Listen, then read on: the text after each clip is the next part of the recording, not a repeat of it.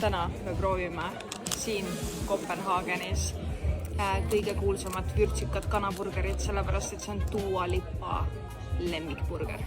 Menüüs ongi ainult üks asi ja see on see burger ja saad võtta siis kombona, kus on majo ja vürtsikad friikad. Ja kuna see pidi päris vürtsikas olema, siis ma võtsin šokolaadi piima. Aga see ei ole tavaline majo. See on Kewpie majo, mis on Jaapani majonees. See on väga rich. Et burger, friikad, majo ja siis see jook ehk siis see kombo läks maksma 25 euri.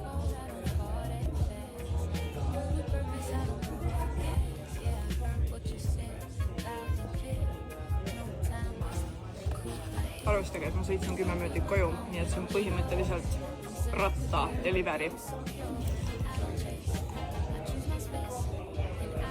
Väga palju kurki.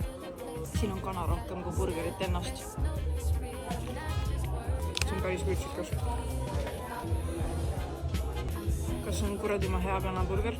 Jaa. Kas see on nii hea, et ma läheks seda uuesti ostma? Ei. Selles mõttes Dua Lipa ei valetanud. Ja neil oli reaalselt järjekorrad fucking kilomeetrid.